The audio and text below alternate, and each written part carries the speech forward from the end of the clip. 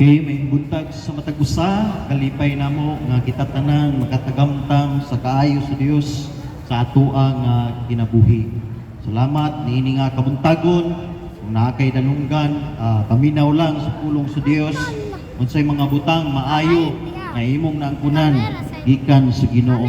Mao kanay labing importante kala igsoon nga dili lang ta tigdawat kundi kabalo kita magpasidungog o kabalo kita magpasalamat ngadto sa buhi nga Dios sa tarang butang nga naangkunan nato sa atong kinabuhi.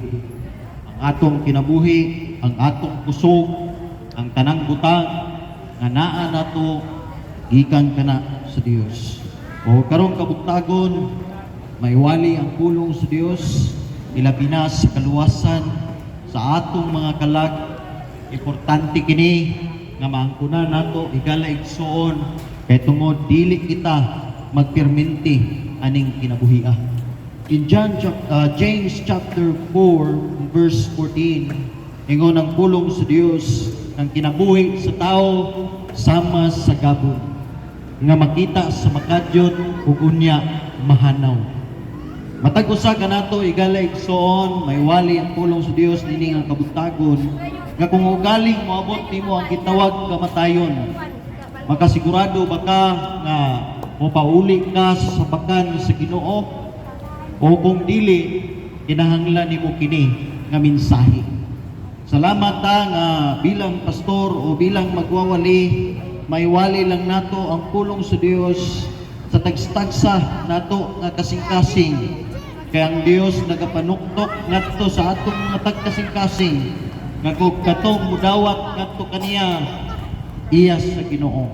So hopefully maminaw kita, makapaminaw kita sa pulong sa Dios, direta sa pulong sa Ginoo.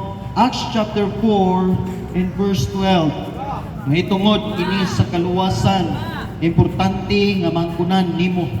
So ang kaluwasan ni gala igsoon, dili nimo ni makuha ni bisan kinsa.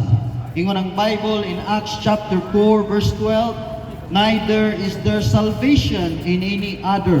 Wala kunoy kaluwasan sa lain, ingon siya, for there is none other name, walay laing ngalan ilalom sa langit under heaven given among men gihatag ngari kanato whereby we must be saved, aron kita maluwas.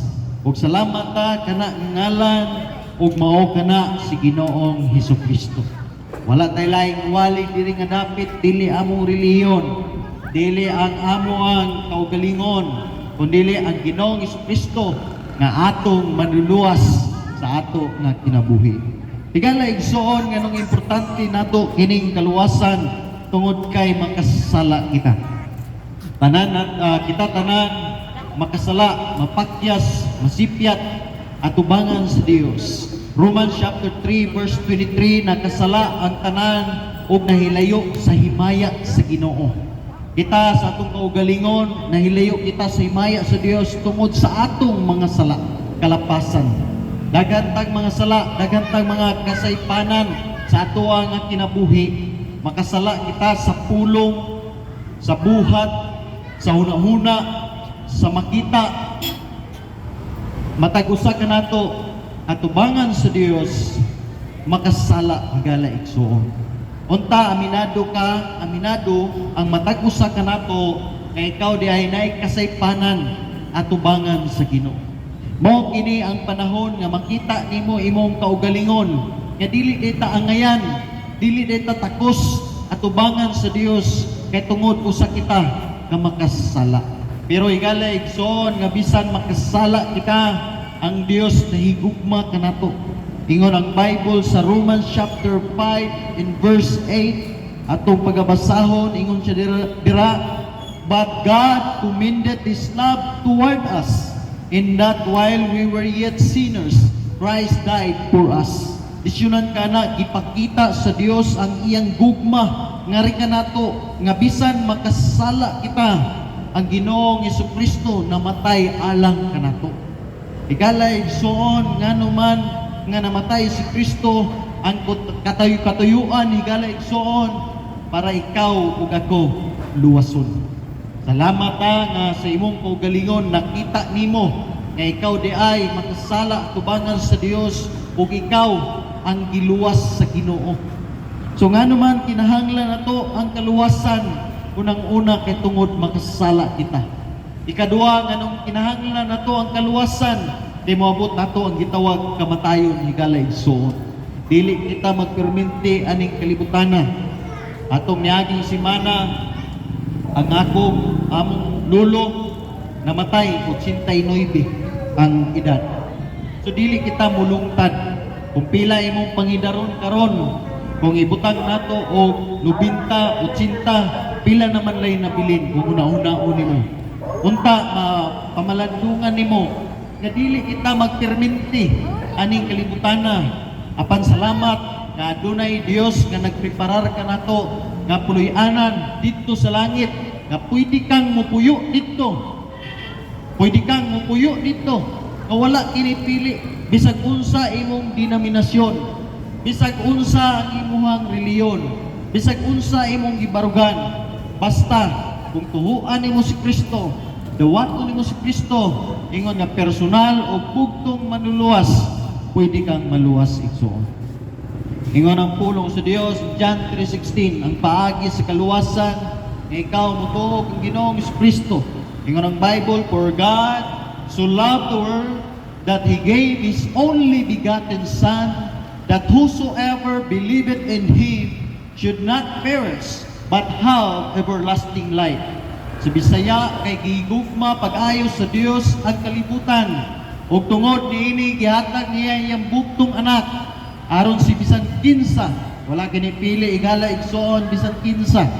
Unsa imong reliyon, wala ka na gamater.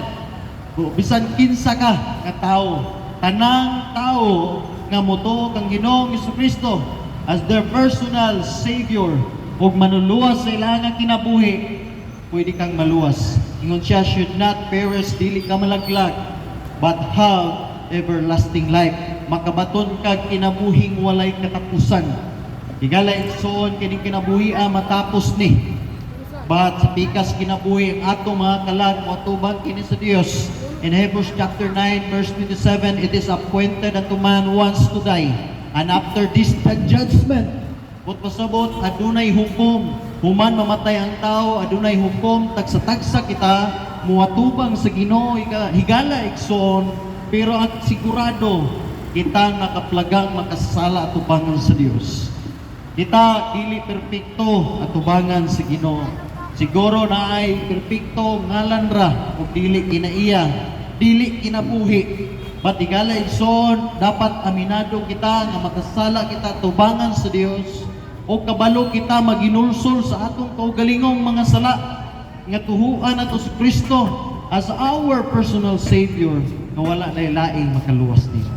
In John chapter 14 verse 6, ingon ang pulong sa Dios, Bible kinigala igsoon, I am the way, the truth, and the life. No man cometh unto the Father but by me. Ang paagi ras kaluwasan dili reliyon. Ang paagi sa kaluwasan si Ginoong Kristo nga siya namatay dito sa cross Kalbaryo para bayad sa imong mga sala. Siya ang dalan, ang kamatuoran ug ang kinabuhi. Walay makaadto sa amahan kundi moagi kaniya. Busa karon higala igsoon, karon ang tsansa. Karon ang tsansa sa matagos sa kanato nga modawat kita kang Ginoong Kristo aning kinabuhi para kung moabot nato ang gitawag kamatayon, mupuyo kita dito sa langit. Higala igsoon saad ka na sa Dios, John chapter 14, nga naa siya'y dapit nga iandam kanato nga bisan makasala kita, ang Dios na higugma kanato nagpakamatay, namatay bayad sa atong mga sala. Pamalandungan nato na pag-ayo. Unsa ka makasala, kaya kang luwason sa Ginoo. Nag-ingon ang pulong sa Dios in Book of Isaiah nga bisan unsa ka itom ang imong sala at tubangan sa Dios, kayang papution sa Ginoo. Wala nga hopefully ang mata ko sa kanato, muduol lamang kita diha kang Ginoong Kristo sa atoa nga kinabuhi. So blessing kayo ikalig soon matag usa kanato, ibutang nato atong kaugalingon pagsalig diha kang Ginoong Jesucristo nga tuwa nga buktong manluluwas ug wala nahilain. Salamat ta sa John 14:6 ingon ng pulong sa Dios, ako ang dalan, ang kamatuoran ug ang kinabuhi. Walay makaadto sa amahan kun dili mo agi kang Ginoong Hesukristo. Salamat ta ang paagi sa kaluwasan pinaagi ni Ginoong Hesukristo. Pwede kang malangit, pwede kong malangit, pinaagi lamang ni Jesus Christ. Kung kita lang sa atong kaugalingon, dili nimo kayang iluwason imong kaugalingon. Magampo ka karon unya makasala na pud ka. Magbuhat kang maayo karon, tiyod-tiyod pwede kang makasala. Magbuhat kang maayo karon, bisan gani sa sulod sa imong simbahan, musimba ka, paggawas nimo pwede kang makasala. Dili kita perpekto nga tawo higala igsoon. We need Savior. Kinahanglan nato manluwas si Ginoong Jesucristo nga sa ato nga kinabuhi. Salamat tayo ng Bible in Acts chapter 4 verse 12 nga nakita nato sa bersikulo nga ang kaluwasan anaa lamang kang Ginoong Hesukristo. Higala igsoon pruiba kini usahay kita nga tawo mutuo, usa kita mutuo kung naa kitay ebidensya nga makita. Batigala igsoon mao kini ang ebidensya nga makita nga pinaagi lamang ni Ginoong Jesucristo ikaw makabaton sa kaluwasan kinabuhing walay katapusan. 1 John chapter 5 verse 11 to 13 ingon siya dire, and this is the record that God hath given to us eternal life. Ang Dios niini maoy naghatag kinabuhing walay katapusan.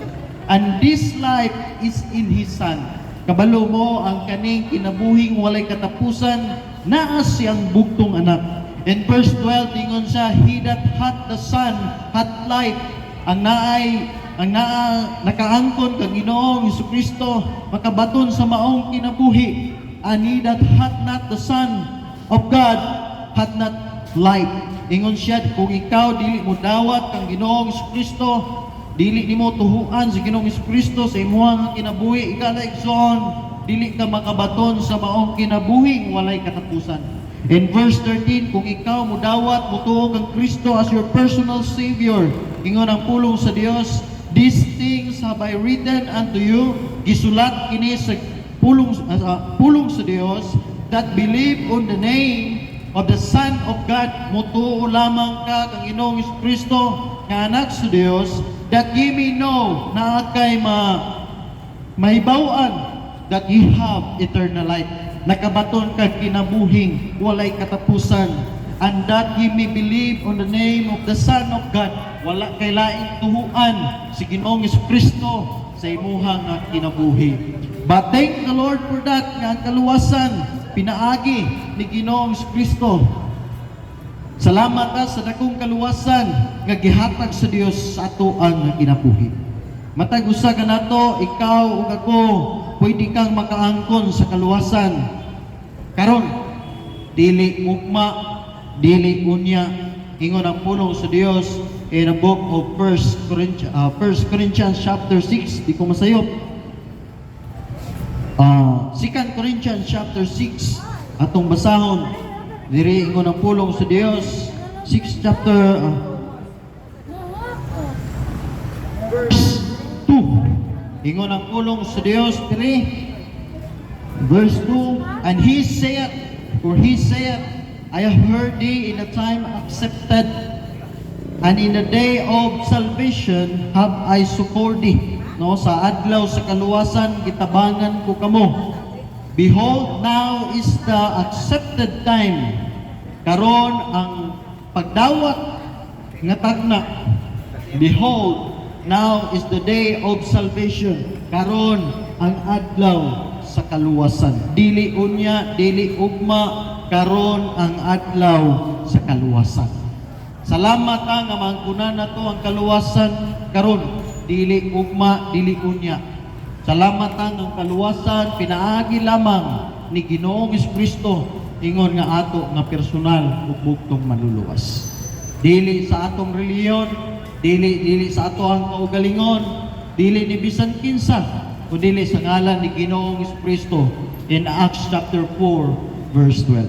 Salamat na igala igsoon nga kining kaluwasan nga gihatag sa Dios, libre kini nga walay bayad. Hatag kini sa Ginoo. Bisan kinsang makadawat niini, makaangkon gayud sa kinabuhing walay katapusan. Unta masabtan nato ni, unta atong maangkunan kini, dili nato mapalingog-lingog ang atong kaugalingon kay makasala kita tubangan sa Dios. Dili nimo kayang luwason imong kaugalingon. Kay magbuhat ka karon, tiyot-tiyot, pwede kang makasala. Magampo ka karon, pwede po kang makasala. But thank the Lord nga bisan makasala kita, adunay Kristo nga namatay dito sa cross, bayad sa atong mga sala. Salamat ta ikalay igsoon ni ana ang kaluwasan makuha nato ni Ginoong Jesucristo. So dalay ko ng Dios dinhi nga kabuntagon, lipay mi pag-ayo, pagdako kay tungod kay niwali ang ebanghelyo ni Ginoong Jesucristo. Kung mag-isgot kitag ebanghelyo, naglangkob kini sa kamatayon ni Kristo dito sa cross, na siya namatay gilubong na banaw sa tulog adlaw bayad sa atong mga sala. Wala tay ki paian dire kundi ang atong iwali lamang ang pulong sa Dios, ang Ginoong Jesucristo nga imong manluluwas sa imuhang nga kinabuhi. Lipay may pag-ayo nga aning lugar sindangan nga may wali ang kaluwasan pinagi ni Ginoong Jesucristo kay ikaw nga mituo gadawat ngadto kaniya ang saad sa Dios nakabaton kang kinabuhing walay katapusan. Dili ni maangkunan nato pinagi sa tong kaugalingon. Dili kita maka-provide og kinabuhing walay katapusan pinaagi sa atong kaugalingon. Naakini kang Ginoong Jesucristo o kung imo siyang dawaton, tuhuan as your personal Savior, ikaw ako makabaton sa kinabuhing walay katapusan. Tigala igsoon, regalo kini sa Dios. Ephesians chapter 2 verse 8, ingon siya, for by grace are ye saved through faith, and that not of yourselves, it is the gift of God. Gasa kini sa Ginoo, kung gasa, wala ko kita o gasa nga pabayran. Wala ko kita gasa nga trabahuan. Gasa igala igsoon, kinabuhing walay katapusan, hatag kini sa Dios nga libre, walay bayad. That's why nga ato pagwali diri libre kini. Kay ang pulong sa Dios dili baligya. Ang pulong sa Dios dili kini pabayran. Libre kini nga mahatag sa matag usa kay ang galuwas nato si Ginoong Jesucristo. Naula iyang dugo dito sa cross sa Kalbaryo. Sunan ka na ang iyang kinabuhi. Gitukyan niya para ikaw ako makaangkon lamang sa kaluwasan. Dili ato ang kaugalingon kay aron para walay makapasigarbo niini. In Ephesians chapter 2 in verse 9, siya, not of your words that lest any man should boast. Wala kunay tao nga makapasigarbo at tubangan sa Dios. Dili man ta makaingon sa Ginoo nga kung moatubang ka sa Dios, Lord, naluwas ko kay maayo ko. Lord, naluwas ko kay nagpatukod kog simbahan. Lord, naluwas ko kay maayo kong tao, dili ka makaingon anak. Kay tungod ang Dios lamang ang nagluwas nato o kinahanglan nimong dawaton kini nga kaluwasan kay gasa kini sa Dios. Maangkunan nimo kini, pinaagi lamang kaniya ug wala tay lain. So hopefully karong kabuntagon mga iwali ang kaayo sa Dios sa ato nga kinabuhi. Dili kita makaluwas sa atong kaugalingon kay dili man ko manluluwas.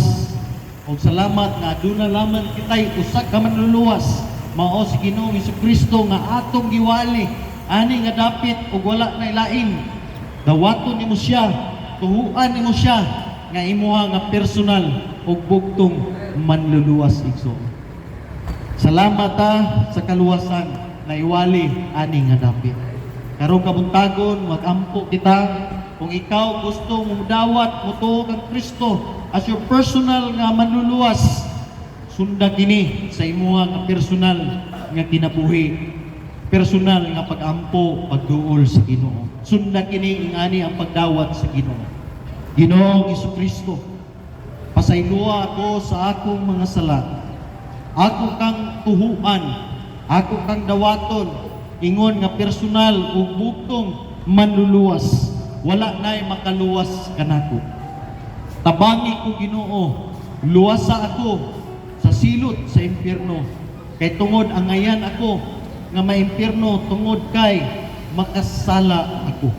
Salamat sa dakong kaluwasan nga akong nadunggan karon ug akong maangkunan. Pinaagi kanimo Ginoong Kristo nga akong personal ug buktong manluluwas. Sa ngalan ni Jesus. Amen. Karong kabuntagon higala igsoon wa ko kabalo kinsa ang gatuo gadawat kang Ginoong Kristo as their personal savior. Pero higala igsoon kung ikaw nga nagdawat adto kang Ginoong Kristo as your personal savior, sigurado ako nga naangkunan nimo ang dalan, naangkunan nimo ang kinabuhi nga walay katapusan. Salamat ka nga ang kaluwasan anaa kang Ginoong Kristo ug wa nay lain. Acts chapter 4 verse 12. Ayaw kalimti kanang nga bersikulo nga ang kaluwasan anaa lamang kang Kristo. Nga kung tuhuan nimo, dawaton nimo as your personal savior, dili ka malaglag higsoon. Nakabaton ka o kinabuhing walay katapusan. Salamat and God bless Sindagan.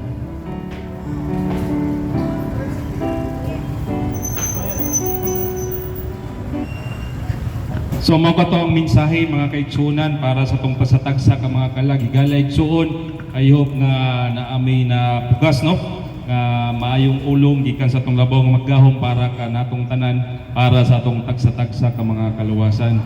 Gala igsuon sa sunod nga higayon makita na buta pasalamaton ta kanunay sa Ginoo for His mercy never ends and never fails. God bless and maayong buntag ka natong tanan mga higala.